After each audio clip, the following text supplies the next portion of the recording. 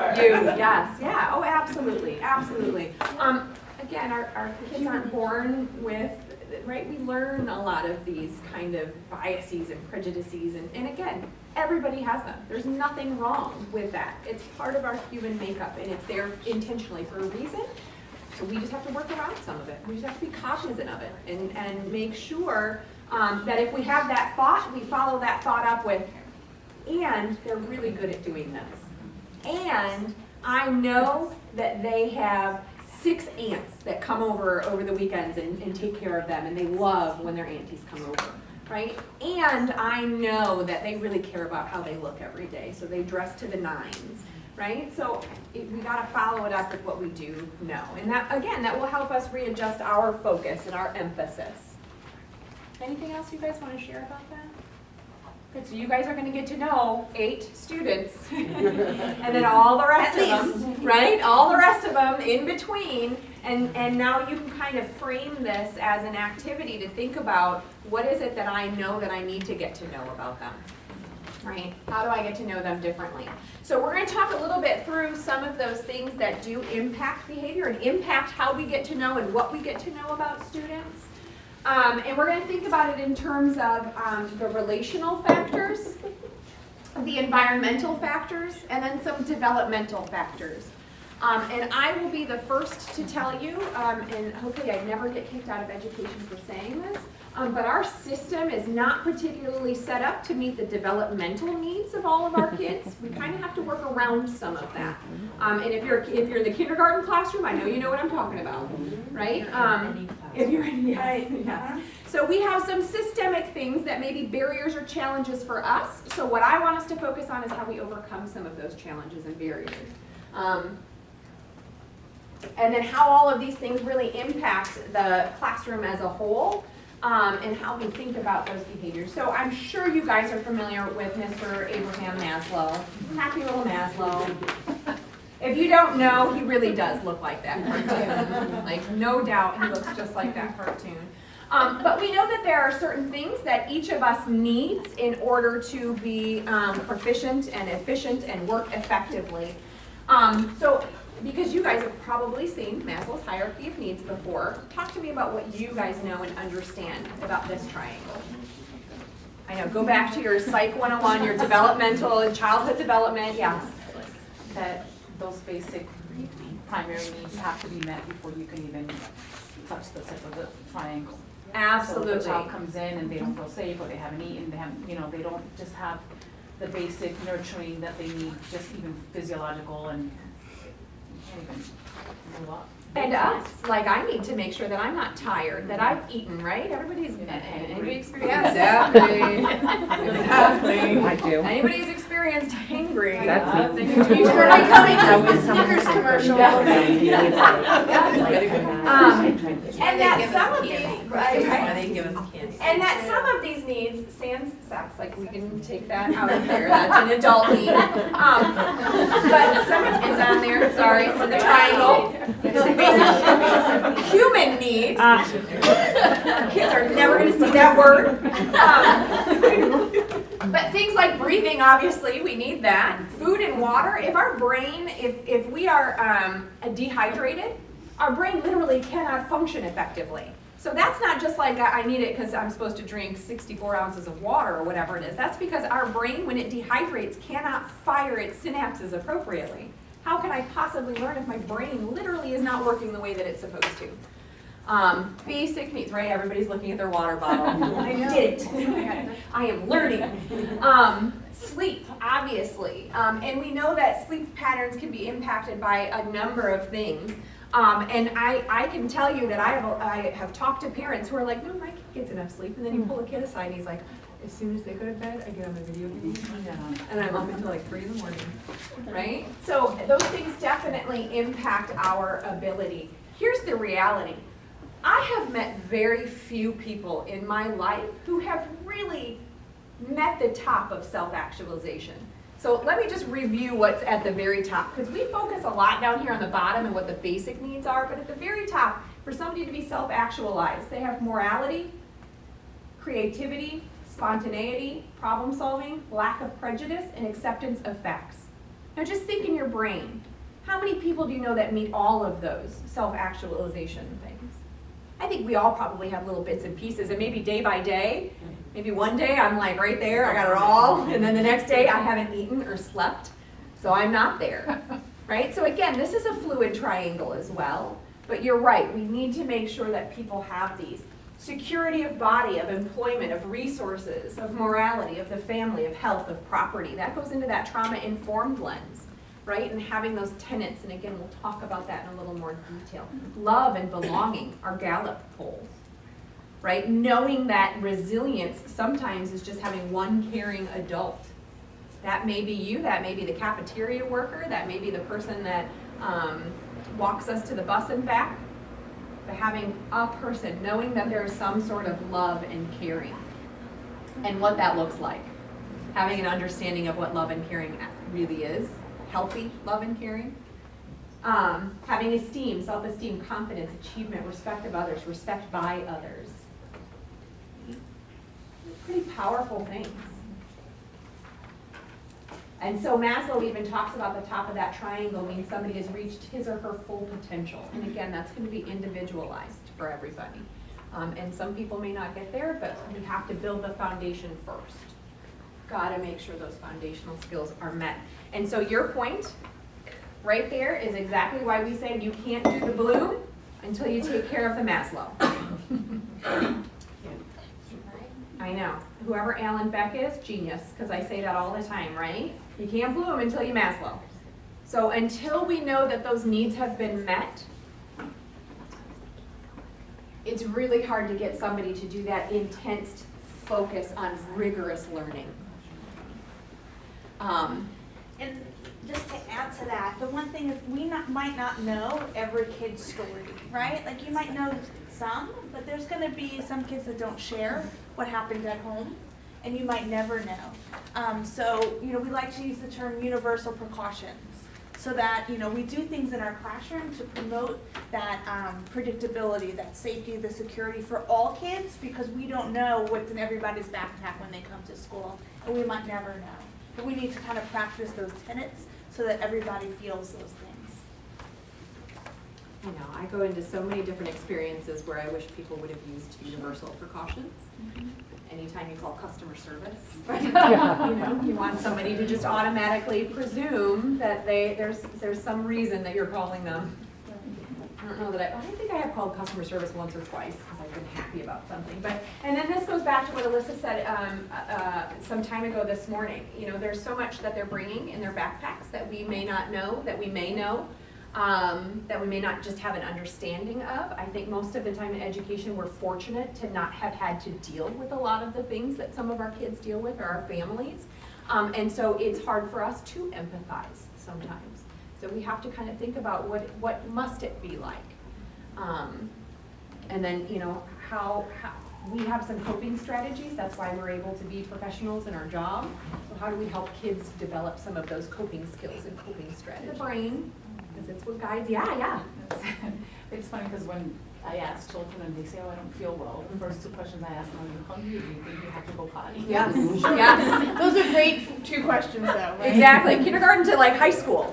And again, so I'm going to talk a little bit more about the brain in just a second, but developmentally, so I moved to, clearly I'm not from Florida, I don't know if you guys have noticed that in my voice yet. I'm not native Floridian, I grew up in Michigan, and when I first moved down here, I would get these terrible headaches on a fairly regular basis.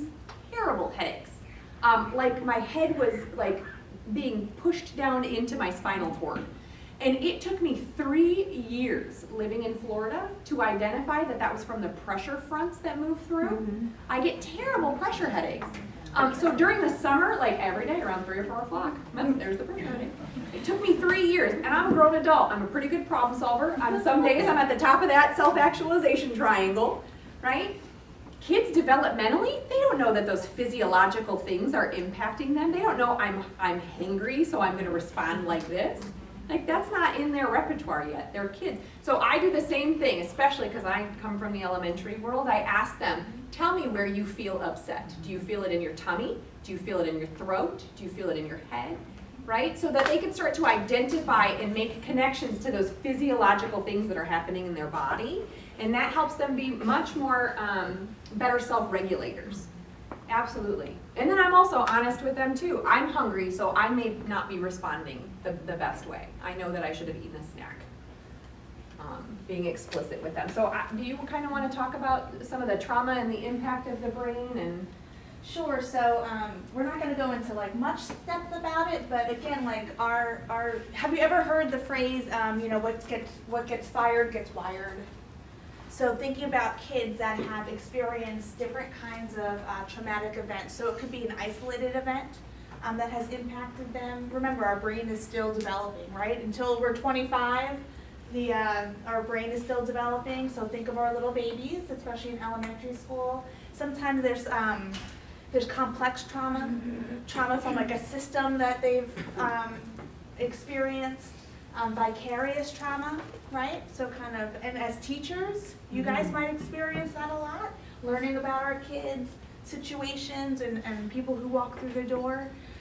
So when these traumatic events occur, right, your brain gets wired differently. So it's actually like something that actually happens in your brain, right? And then it becomes a more automatic response for kids because it's that fight or flight piece that happens, and then kids learn these behaviors, right? They're wired this way. We can retrain and rewire, but then it'll take lots of practice, but it is possible.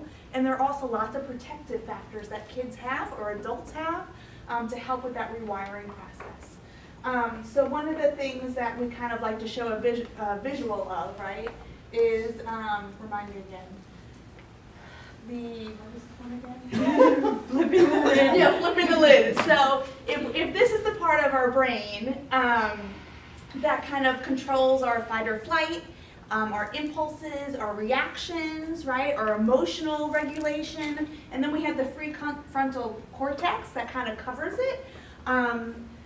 After our brain gets wired or rewired after lots of traumatic experiences, that's where the phrase comes from, when you flip your lid, because it gets rewired, and then this is not being regulated with emotions and decision making, and sometimes we see those behaviors, right? So we're not saying that it's okay that kids are wired this way and it's because their brain is really this way, but what we're saying is you need to have an understanding of how maybe things have gotten to that point for that child. Right, and you know, they can't help it up to this point, right? They get triggered, this happens, it's fight or flight, it's automatic response. But then again, what do we need to do to rewire it so that their responses are different? So how do we change our behavior so that we're not triggering them to flip their lid? And we might not know what those things are that we're triggering them, so like we need to be self-aware, right? So that we're not kind of caught up in that cycle, right? And so when Jenna talks about how she's gone into classrooms and changed all these things but didn't really change the kid, it's up to you guys to kind of change the way you're responding to kids so that it rewires their brain a little bit. And I think one of the things, and I'm sure you guys are starting to pick up on this, is we can't know this stuff without having a relationship with our students, right? Like we have to develop a trusting relationship so that we start to understand. An example, I have worked with a student who eventually, after data collection and observing and paying attention, was triggered by the lights. That was one of the classroom management tools that the teacher used to gain attention, was the lights on and off. And it was actually the social worker that had been doing some more intensive conversations with this student and identified that they were scared of the dark, that triggered an event that happened to them when they were a kid.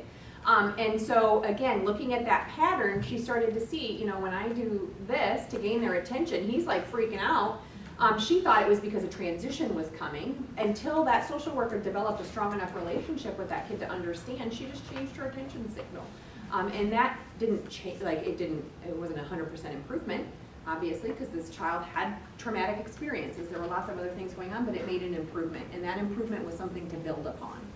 And when you look at this triangle of, you know, a brain that may have been triggered by some trauma, and again, that trauma may be divorce, That trauma may be aunt or an uncle or grandparents who have been imprisoned, or parents. That trauma may be the impact of neglect over time. Could be witnessing conflict between parents, in Yep. households. Yep. It could be being in, a foster care system or some kind of system, right, that they've been shuffled around or had some experiences in. And trauma can obviously affect people differently. So maybe you have more resiliency or protective factors that it wouldn't affect you the same for somebody else, the person next to you. They might respond or start to look a little bit different based on those same experiences. And that's exactly what I wanted to do. So trauma-informed care is really important, but it does tend to focus on the deficit, the trauma that occurred. So we really want to start to focus on what are those resilient factors? What are those things, those coping strategies that people develop? What we know about trauma is that I can guarantee, almost with 100% certainty, that there are several people in this room that have experienced trauma. And that we are typically people who have developed some strategies, coping skills, things that help us deal with that, understanding and recognizing that trauma. That's what we have to help our kids do. So again, you think about superimposing this triangle onto that Maslow's hierarchy of need. Those basic needs are down here in that survival thing the same way. Our kids are hyper vigilant to that fight or flight sometimes. And so we have to help them develop some of those resilient, and they may already have some of those skills and strategies. They just don't know how to take a deep breath and really have that be meaningful. I don't know, I'm a yoga person, so I really try to focus on, and these guys have seen me at work. I have an app on my phone that helps me take deep breaths every once in a while. So how do we use those skills and understand? That's again kind of understanding that physiological impact. In setting up that environment at your school with that predictability, again, that safety, security, giving kids a voice. Even that's one of the tenets of trauma-informed care, giving them a voice in the rulemaking, in daily activities, giving them choice. All those things can help rewire the brain and afford them those protective factors. So you guys have so much power in making that change for our kids. And I guess thank you, because that made me think about another important thing, is that we tend to see these things as obstacles that we can't overcome. And I know you guys have heard Carol Dweck's growth mindset. It's important for us to also have that growth mindset. I can't change their parents, and I may not be able to change the partnership that the parents feel with the school or their resources or their ability to be great parents, but I can impact what happens with me and those students when they're in my classroom and when they're in the school. I do have control over that. So we want to have that growth mindset. Okay, so they witnessed something tragic that happened to them. That doesn't mean that they can't develop skills to help them be successful and great people. We know people that have overcome terrible things and become great, strong people in spite of it, or sometimes because of it, right? Sitting all in this room today. Yep, exactly. Add trauma glitter, because somebody brought up this really great analogy. I know that trauma is kind of like glitter. You start a really great Pinterest project and you open up your thing of glitter and it goes all over the place. Well, we feel like we clean it all up, and then like a week later there's like a big hunk of glitter stuck to your forehead. You don't know where it came from. And people are like, what were you doing over the weekend exactly? So that trauma, even though we feel like we've cleaned it all up, sometimes it stays with us. So again, we just want to focus on the fact. And again, I always think about trauma to kids in elementary school, like their traumatic events, I can't judge that it's traumatic for them, right? A fifth grader breaks up with like their first girlfriend ever, and you're like, get over it, bud, you're fine. That may be traumatic for them because it may trigger something else that's happened in their life, their family's divorce or their aunt that they really like, whatever it is. So again, just knowing that it sticks with you. Framing or shifting, or like that paradigm shift in your mind of how you're viewing the situation. And just that simple kind of tweak in semantics kind of changes the way then you would interact with that student. Like that's what it does. So you're not asking what's wrong with you, but like, what happened to you? And let me find out more. And let me kind of take that second and start building and continue to build that relationship so I can understand where this is coming from. And then help and support you if I need to. And the great thing is, because we're talking about school-wide, right? All students, all people, we can do that with each other too. Yep. We can do that with each other too, right? What's happened to you?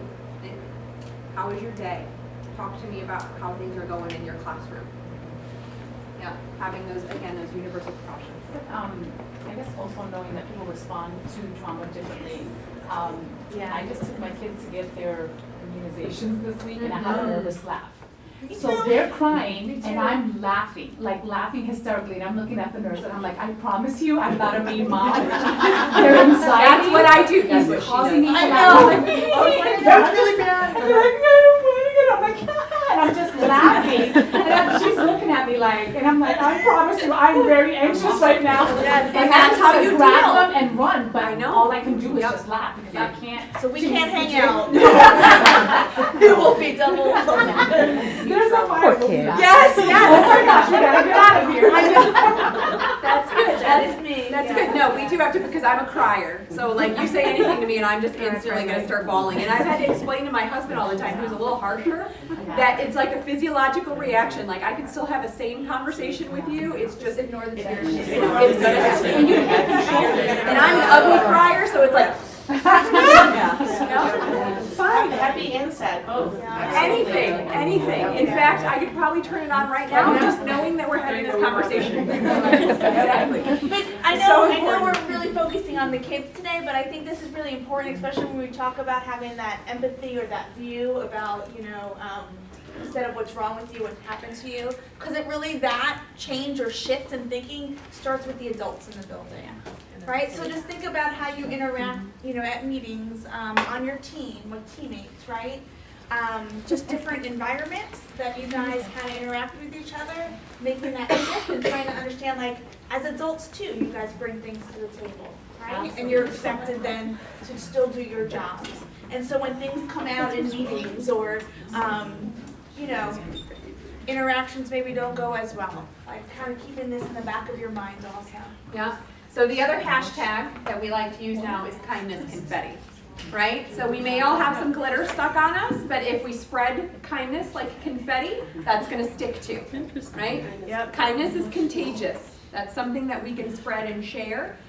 So we want to make sure we're putting enough confetti out there in the world too. And who doesn't love glitter and confetti, right? I can tell you my kids don't. Now, I read this somewhere, and for myself, I find it to be true that the negative behaviors that you yourself have, you will find the most annoying in others. Like, and ever since I read that, I've been trying to pay attention to, and again, what drives me insane about my daughter is her clutterness and procrastination. That's you. I'm like, holy moly. She's your mirror. Yes. She's your mirror. I'm like, it drives me insane. I'm like, oh my gosh, she's me. But I'm like, I wonder how true that is. But like for me, Yes. I have found that like the most annoying behavior in others, it's. And so think about your classroom, right? If an expectation is that your area is picked up and cleaned up and you're seeing people not take care of it. Absolutely. All over the place. Right. Honestly, that's what I was gonna say too, Yes. is that as parents, if you have more than one child or even one, whatever, your children are triggers. I mean, I used to say to my son all the time, all right, we've got switch 1 and 2. If you flip switch 3, not responsible for what's gonna happen, And the thing is that when characteristics of our children or people that we love and we mentor or we teach because they're family are in your classroom, they can flip your own triggers. Yes. And I think that whole self-awareness of what flips your switch is really important, because what's wrong with you is definitely something that I've said to my kids. What is wrong with you right now? Yes, you are about to go out. Yes. You know what I mean? I'm about to kill you. So the thing is, you can't say that to your kids. Right. In your classroom, or else we would have conversations with administration. Yeah. So we need to rewire our triggers. I mean, I'm being really honest, because Absolutely. the clutter thing, I have a child, and it drives me nuts. And so it's like trying to figure out a positive way to deal with that. Absolutely, and again, when you think about that top of the triangle, that self-actualization, part of that is recognizing those faults within ourselves. Yeah. So if we see it in somebody else, it automatically says, oh, I'm not good at that, I can't do that. So a way to do that is, maybe if I help teach and help somebody else, I'll also learn some of those skills and be able to recognize some of that within myself. Yes. Piggybacking on what Juana said, basically going back to my positive student, or my favorite positive Yes. students, were the students that I felt had more reflective characteristics that I tend to have, that are my personal That characteristics. you relate more to. Right. Like the ones that like a certain Right. subject that you Yes. like, Yes. or the ones that. Yeah, because you form those connections. You're You're like, oh, they're outgoing like or me. whatever, the ones that you identify, and it's true. almost like it's a mirror, like you're Yes. identifying with something, and that's what we do. You kind of group yourself with likeness. Like, But you do, right, Yes. as adults, like with Of friends who you make course. connections with, right? Of course. And again, those are things, because we have to teach whoever walks through our doors, right? We don't get to pick who comes and goes. That we do. And what you guys have done, just being aware of those That's things, it. that is huge and important. I also feel like we've been doing some good therapy here today. We should do this more often. I know, right? I'll send my bill. Right. Therapy for us too, right? Exactly. So, right, I understand. Badly. October is pretty long, I know. So I want to get through just a few more points and then we'll take a break, because I can tell that you guys kind of need some movement and maybe some food. I don't want any hangry incidents. So I will pre-warn and prompt you that we will be eating soon. So and all that did for me is just make my stomach go. So again, right, just a couple things to understand. We talked about the brain in a few different ways. The brain matures from back to front. Alyssa said 25 for boys, 23 for girls. Until then, it is mush. It is mush inside there. They have not fully developed. So part of our responsibility as educators is to help develop the brain. So I always like to think about it as like a cake in the oven, right? So until that buzzer goes off at 25, I'm gonna say a little bit later for some people, take some time, it's still cooking. But like Alyssa said, the brain is malleable. So anything that is wired can be rewired. And when we talk about behavior, I'm gonna talk through some of that for you. So again, growth mindset, it's malleable. We have the opportunity to make some changes. Another interesting thing is that throughout adolescence, and again, this is a developmental thing, people only interpret facial expressions as happy, sad, or angry, limiting their understanding of some of those social cues. And like, what's some of our first expectations for kids, right? Look at me in the eyes. Do I look happy about this? Do I look happy? How many times have you said that, or your mom has said that to you, right? Do I look happy right now? The kid's like, I don't know. I only know 3 facial expressions. And they don't even, and sometimes they don't even get what. Exactly. So again, that's why we want to orient them. Our littlest ones, you know, I'm sure you guys take time to teach some of those facial cues and facial expressions. That's great learning. That's great learning, because it really helps understand. And again, I was always probably overly explicit with my students in my classroom when I would say, I am not happy. And you can see on my face that this means that I am not happy right now by what's happening in the classroom. Just to, again, all teachable moments, all teachable moments. And I'm sure you guys do a lot of that intuitively, and it just kind of happens. Now I want you guys to start making the connections that that's learning that's happening with students. In 11 and 18 months of age. Children in poverty hear 10 million words. Children of professionals hear 40 million words. That's over the first 4 years. So again, that's coming into school. We won't even go into what some of those words may or may not be. But those are the words that they are learning. And I want you guys to think about this, because again, we're going to spend the afternoon talking about behavior more specifically. Behavior is communication. So how does that last slide impact the conversation that we've been having this morning, or the kids in your classroom? How do you guys think that that component of learning words impacts the students that you work with? Why do you say that? Well, because they're hearing, probably for those that have not heard the same amount of words and probably the way those words were also transmitted or translated, is, they're now in a classroom almost as an ESOL student.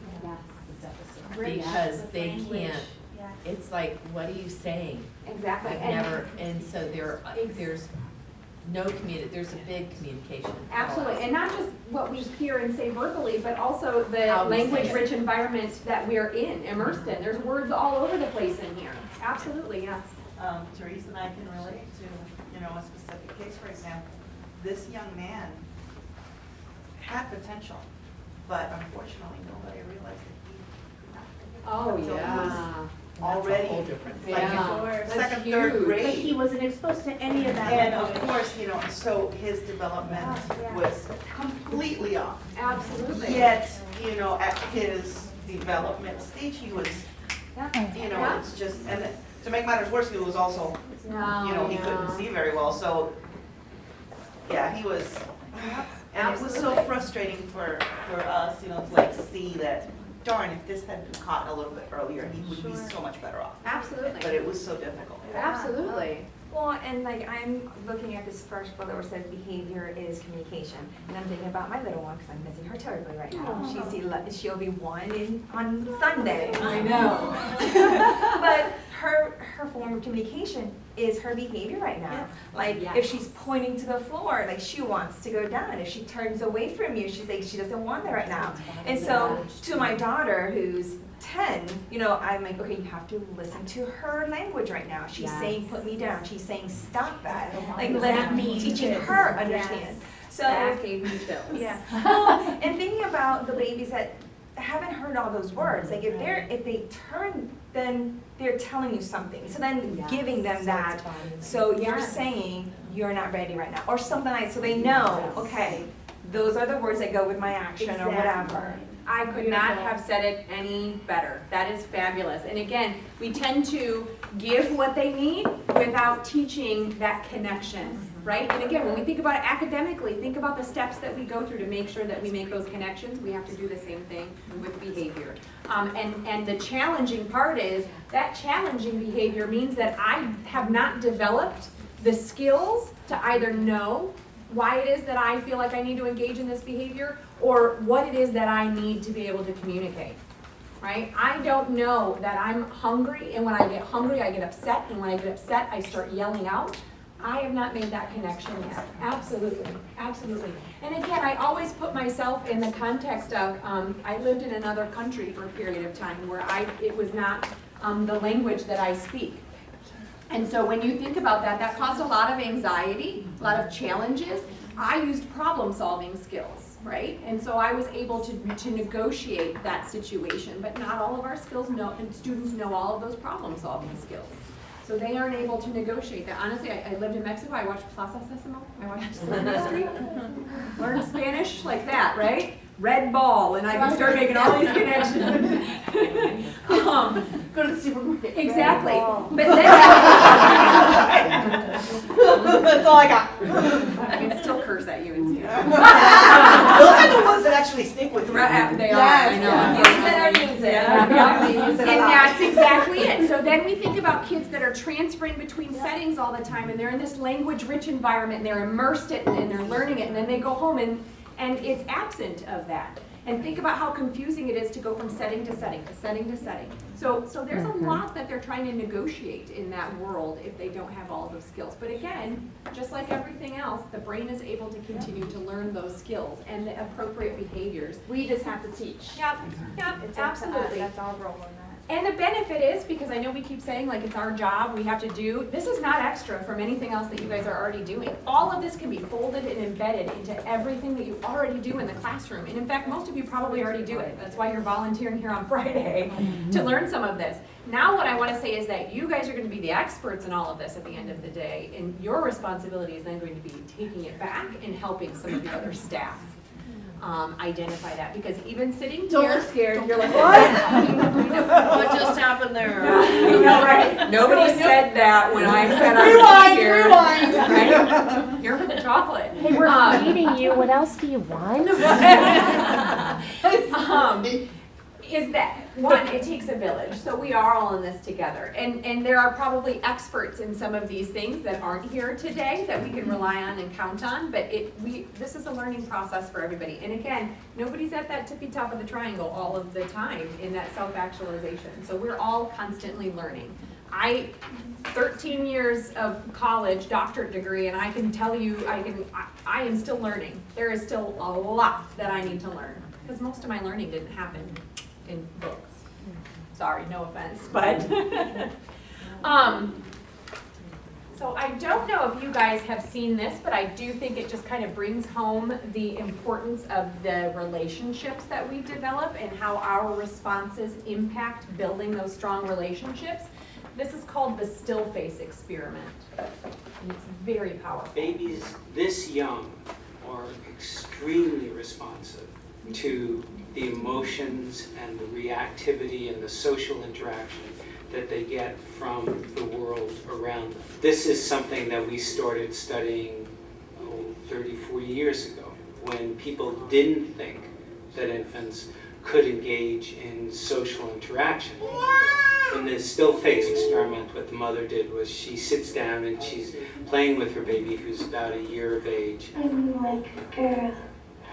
Oh. And she gives a greeting to the baby gives a greeting back to her. Yeah. This baby starts pointing at different places in the world, and the mother's trying to engage her and play with her.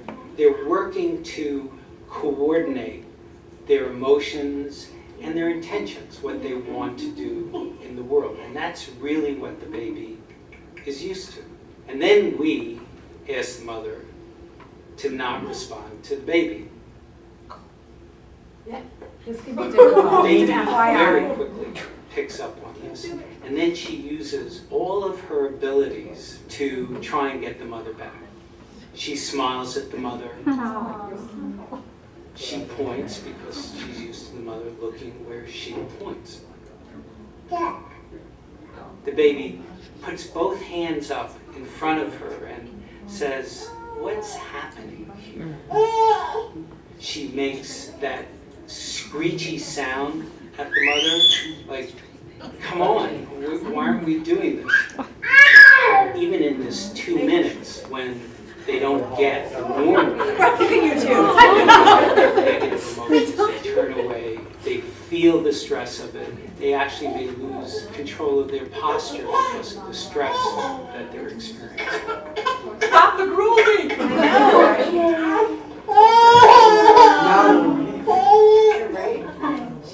There she is.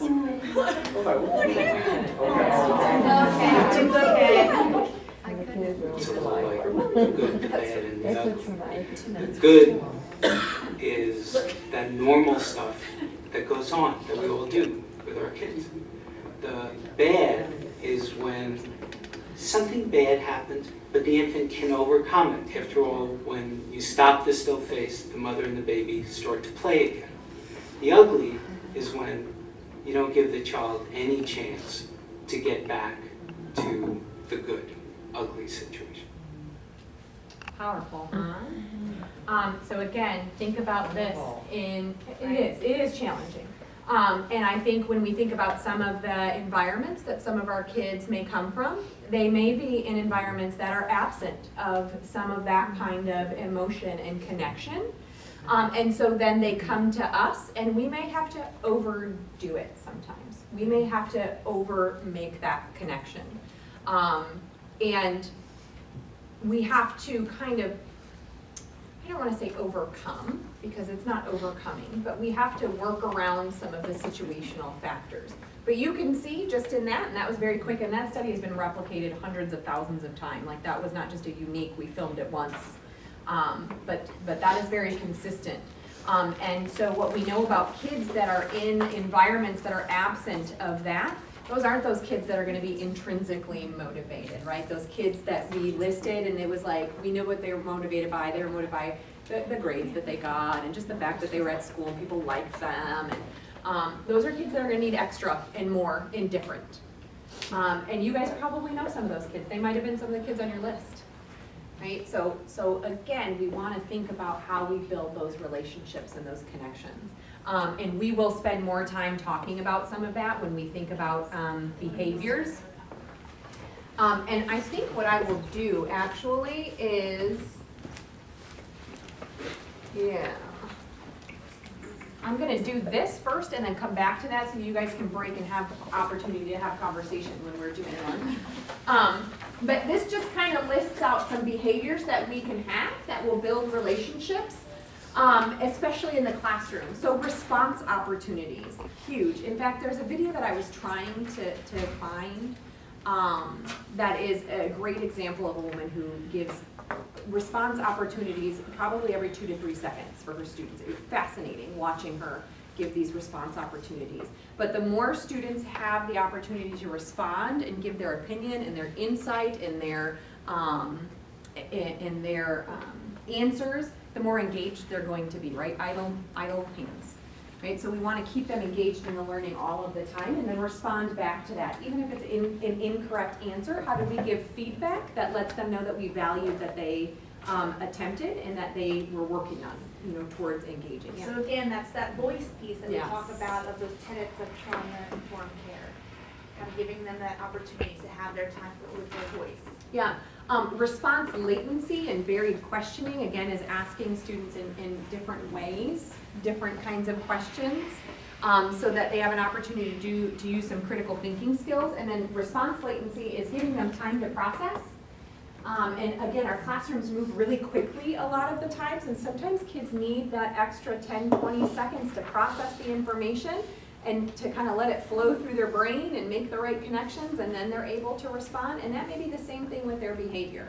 Sometimes they may need that time after they've been redirected to kind of process what that redirection is, and be able to respond appropriately. Feedback I talked about a little bit, but that empathic listening without judging, listening to hear what somebody is saying. Sometimes when we do empathic listening, we have to hear what's in between the words that are being said. That kid may start to talk about their evening, and they're talking about, I went home and I was playing video games, and then mom came home, and then, mom was really busy, and what I'm hearing in between all of this is I didn't have time to eat dinner last night. Sometimes I need to hear beyond what they're saying. And then be able to ask, oh gosh, it sounds like you had a really busy night. Did you get to stop and eat? Are you hungry? Right, so that I can try to make that connection. And then personal regard, use proximity and mutual respect, courtesy, respect for personal space. I'm a crisis response trainer. I've been a crisis response trainer, and we talk about some of that proximity. Right, so I want to use proximity in a way that respects somebody's personal space, because personal space is usually a trigger for people. So in the classroom, I'm very touchy-feely. So before I get to know students, I try to ask them, is it okay if I touch you on the shoulder as I'm walking by to let you know that you're doing a good job? I try to ask first until I have enough of a relationship with somebody. I try to, if I'm providing support, do it in a way that I am further back at first, and then ask, is it okay if I come up and show you? I do it with my colleagues too, like, do you mind if I take over the computer for a second and help show so that I'm not all up in somebody's business, right? Need to give that bubble of space. And so that's really important until we develop enough of a strong relationship with somebody to know what those personal, because everybody has a different parameter of the space that they prefer, right? Touchy-feely people are like, come, sit with me, next to me. And you guys know this with kids. Some kids are like, look like they're all over you, right? Exactly, climbing up you. You're like, God, you're in 5th grade. Can we not? I know. You don't need to sit on my lap. Right, exactly. And then there are kids that are, like they're turned away from you all of the time, and again, figuring out where those things come from. So what I'm going to do is I'm going to leave this slide up so that as you guys eat and enjoy your time with each other and kind of going back through and having conversation about what we've talked about, you can also think about, do you intentionally plan to build strong relationships? Especially knowing that there may be challenges that you have to overcome with some of your students.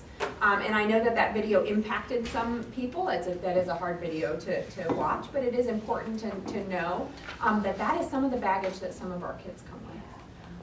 And how do we, again, think about that and think through that. And then if you do or don't intentionally plan building relationships, what are you going to do this year to work on that? because that's such a powerful thing. That's, like I said, relationships are like the one thread that's through just about everything that we learn in being good educators, is having good, healthy relationships with our peers, with families, with students, with our administrators. That's just being human, I think. We're social creatures, so. So you guys, great video to kind of help emphasize kind of what may be going on and how we can use those universal precautions.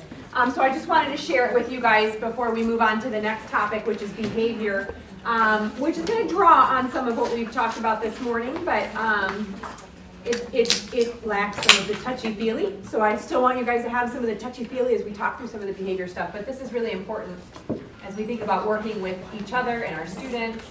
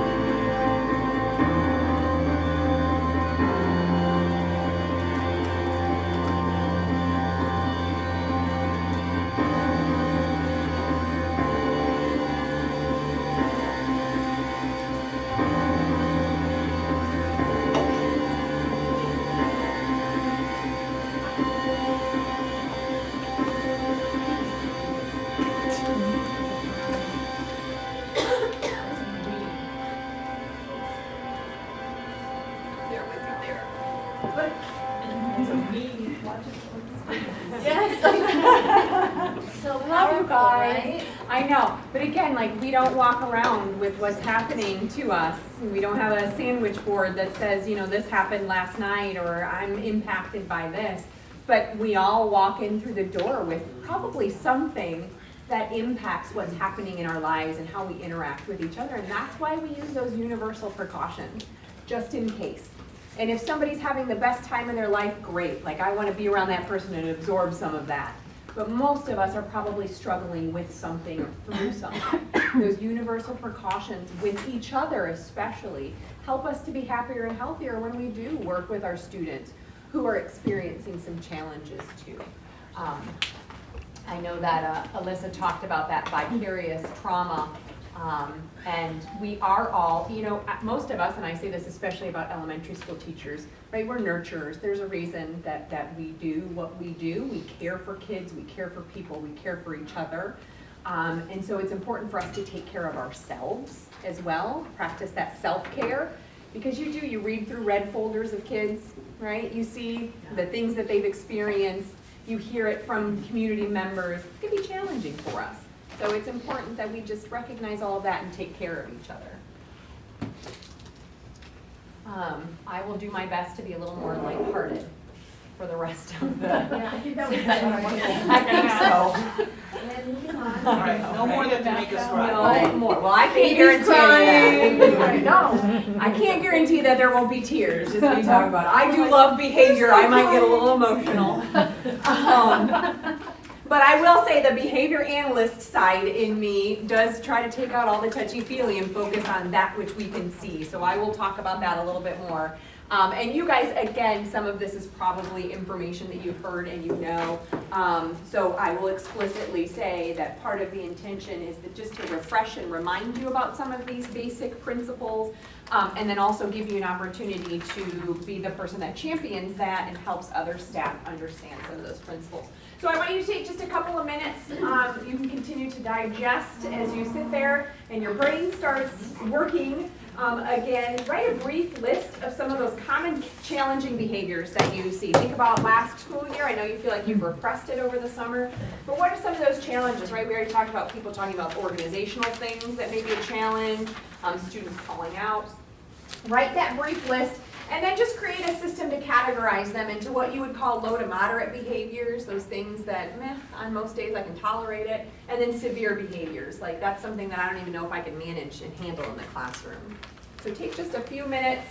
I'll give you 3 maybe to start, and then see where you Only go. 3 to 6. I know, right? How was it categorizing? Well, we didn't really, well, Not hard. Well, and we Not hard. had a little different, because like, for example, I said disrespect, and so we started a conversation about levels of disrespect. Yes. And what one may tolerate more than another. And then every kid's different. Their disrespect comes out differently. So. Exactly. And the way that we feel about that kid that day may change our level of tolerance. Exactly. Disrespect. Yes, yes, Flip the absolutely. switch. it depends on how bad the migraine is at that point of the day. Could be, absolutely.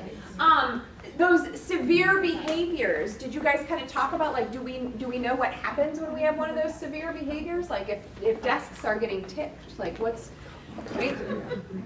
Not that that ever happens. I'm Right? surprised Barbara's not saying something. We have our list. Is that how that happened?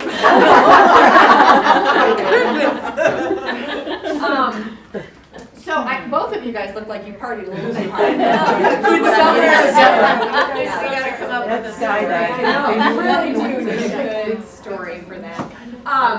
So what I want you guys to think about, and again, this is work for you to especially carry over into the conversations that you have with your teams, and thinking about that consistency again, and thinking about your school-wide expectations and your classroom rules, is what are those challenging behaviors that we see? What do our data say? What kinds of referrals do we see school-wide?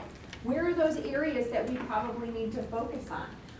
How do I know if those, so I may think that those are the most challenging behaviors in my classroom, but if I were to have somebody come in and take data, they may not correspond, right? Because I'm looking at that challenging behavior from my personal perspective, where somebody else observing may see, no, it's not calling out, it's actually too much conversation that's happening during instructional time or something like that. So again, just kind of keep these in the back of your mind, and as we go through and talk about behavior, I want you to kind of keep reorienting yourself back to that list of behaviors, because there are probably things that we can do to assist with all of that. So behavioral principles.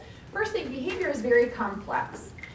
Most of us, we maybe took a class in college about behavior. We learned about stimulus response. We learned about B.F. Skinner, right? So now you're definitely, those things are starting to come back, right? In your childhood psychology classes and things like that. But behavior is not that simple. We're very complex beings.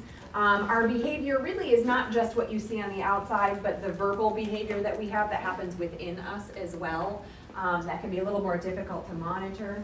But it is built on years and years of science.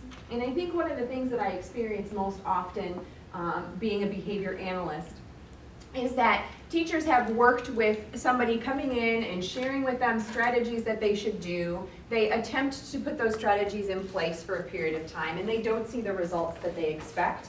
And they blame the science of behavior analysis on that, without really understanding that some of it is how long we needed to do it, how consistently we needed to do it. But there is a very extensive amount of research and science into why we use these principles and how they apply in the classroom.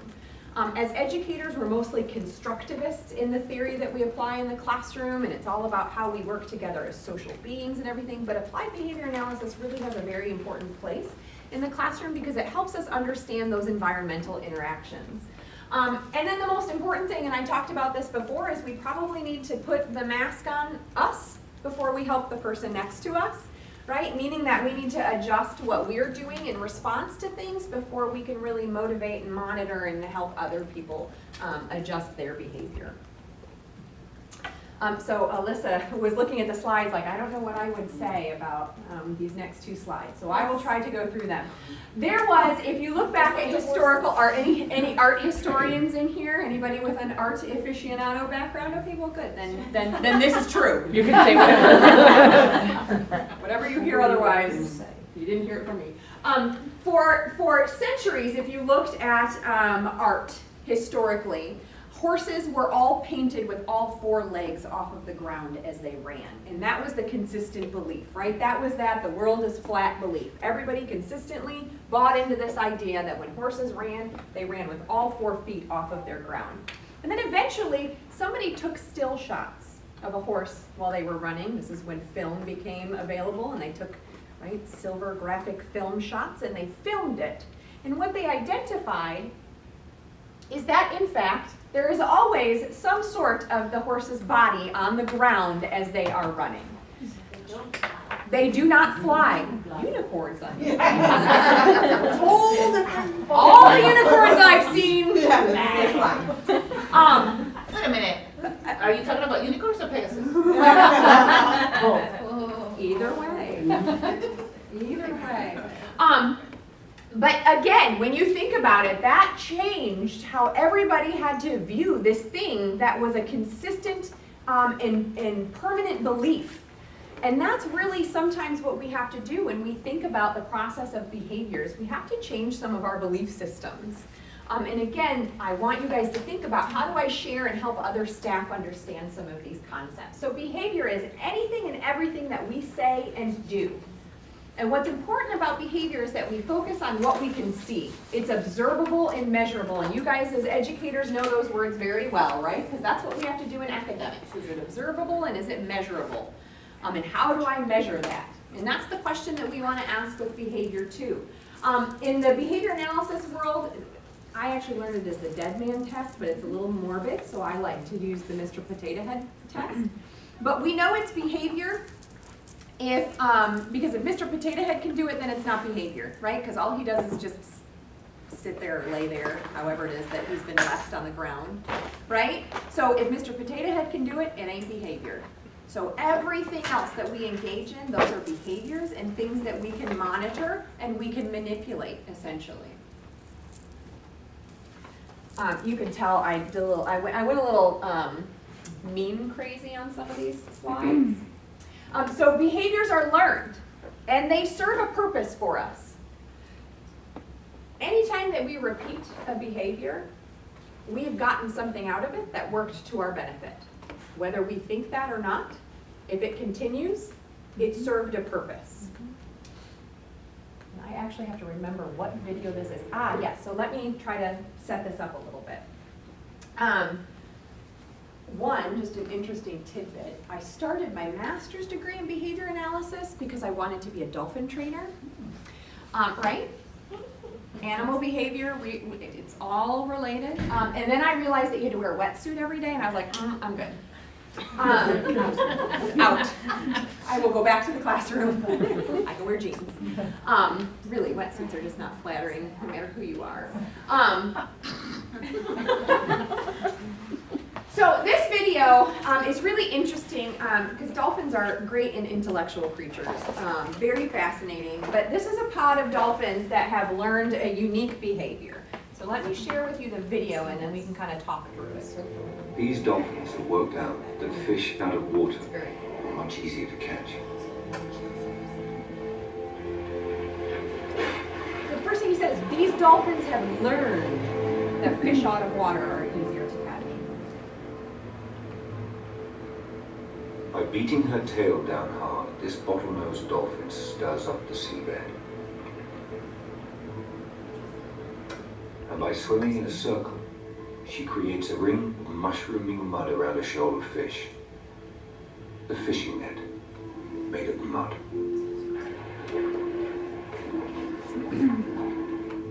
As the net pulls tighter and tighter, the fish are trapped, until there's only one way out. Straight into the mouth of eating dolphins.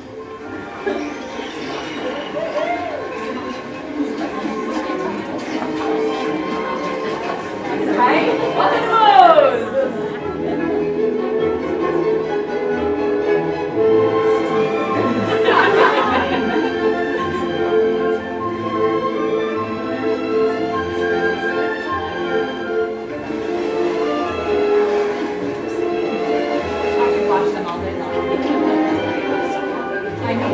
As long as I'm not in a wetsuit watching.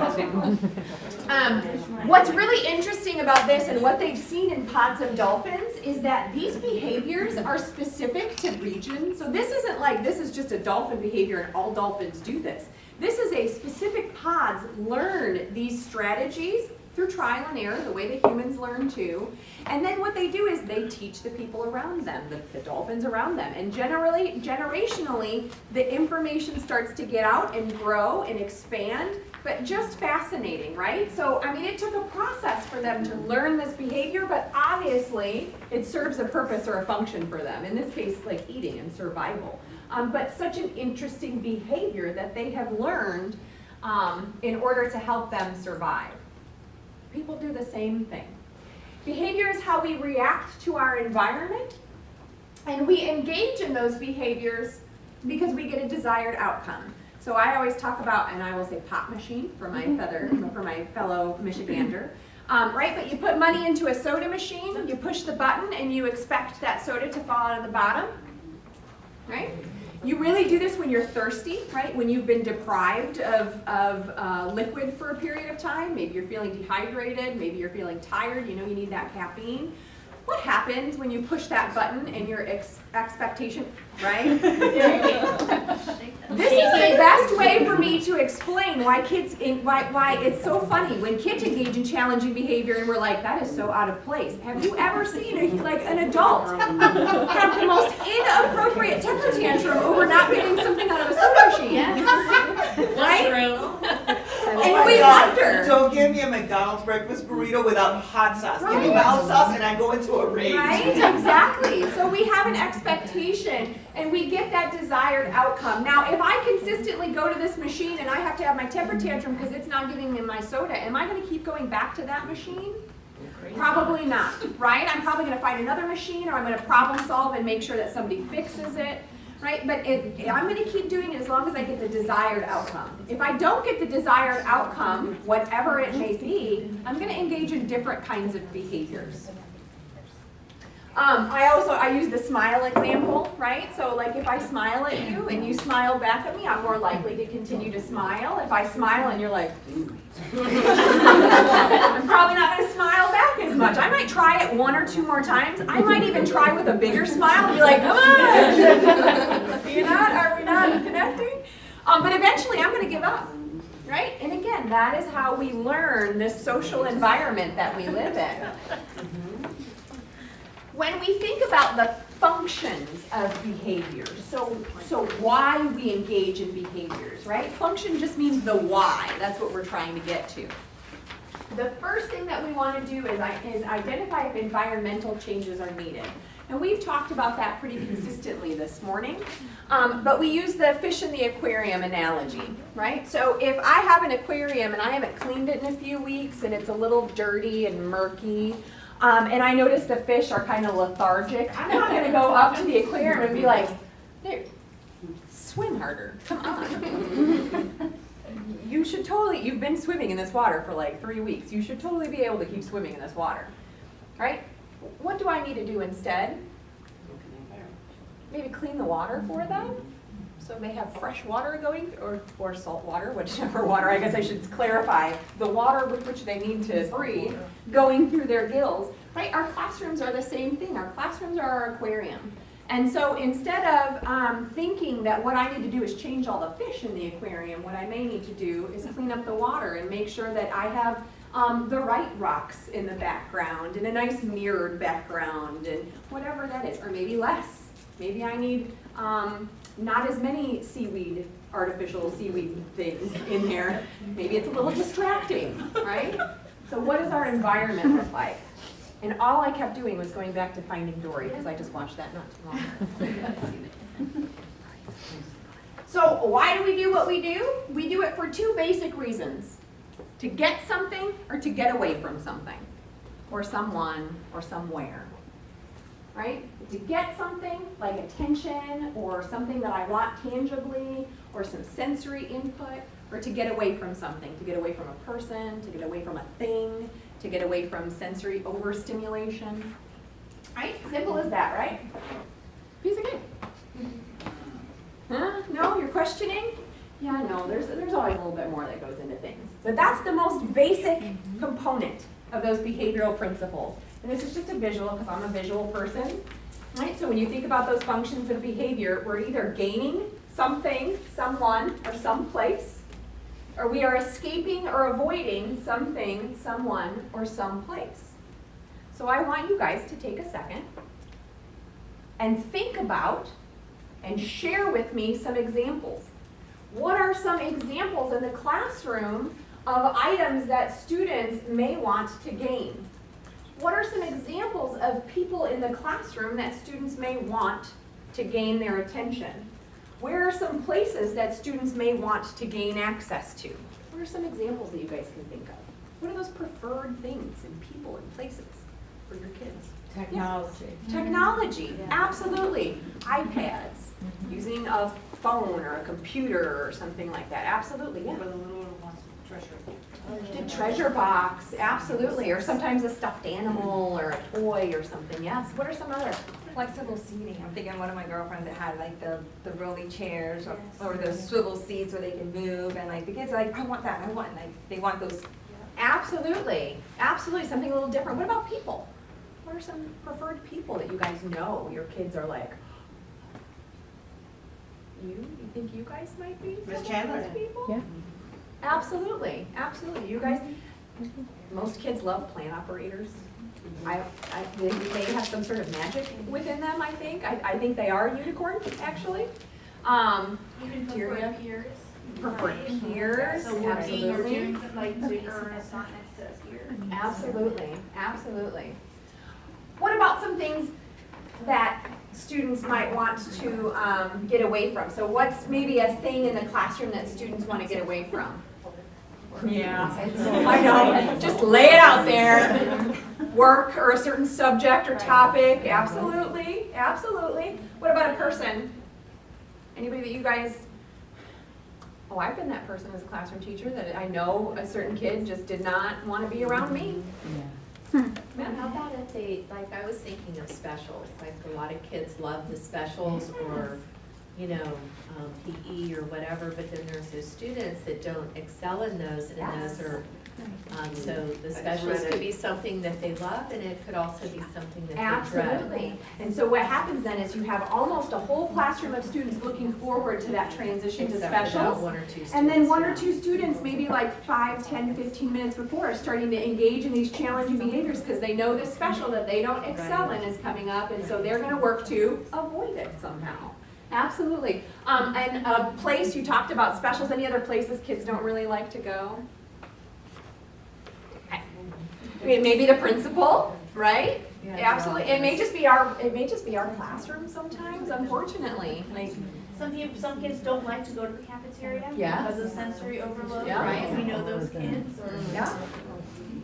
Great example. And So depending again- upon the area where you work, some kids may not want to go home. Like end of the Yes. day, and they're like, nope, not big enough, nope, you know. And Yeah. Oh, I know. Please. I am not standing here Because with this you. is the safest place they know. Exactly. That's the consistency. That's the relationships that they have. Very good point. Very good point. So again, when we start to break it down,